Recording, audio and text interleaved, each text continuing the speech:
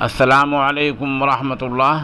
सामीन, 3 मुहर्रमुल हराम की तारीख़ शुरू हो चुकी है। 1 अगस्त है। सोशल इंडिया न्यूज़ में आपका खैर मकदम है। ख़बर का उन्वान है, गवर्नर ने माफ़ी मांगी।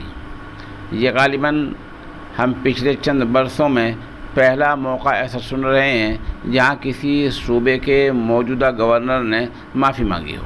आपको पता ही है कि पिछले कुछ दिनों पहले रियासत महाराष्ट्र के गवर्नर BS कोश्यारी ने ये कहा था कि अगर महाराष्ट्र से, ख़ास तौर से मुंबई और ठाणे से राजस्थान और गुजरात के लोग चले जाएं तो यहाँ पैसे नहीं बचेंगे, यहाँ कुछ भी नहीं बचेगा।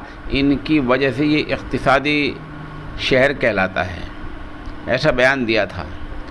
इस बयान के देने पर जहाँ हुक्मरान तबका खफा हुआ, वहाँ शिवसेना ने हमला बोला, अपोजिशन पार्टियों ने हमला बोला। हादिये के मौजूदा वज़ीर आला शिंदे ने कहा कि ये गवर्नर का निजी बयान हो सकता है, सरकार का इससे कुछ लेना देना नहीं है। 400 तनकीद के बाद और मजम्मत के बाद गवर्नर BS कोश्यारी ने आज अपना बयान ये कहकर वापस ले लिया है कि मुझसे चूक हुई है और तरक्की के मामले में सभी का हिस्सा, सभी का ताउन, सभी का योगदान रहता है।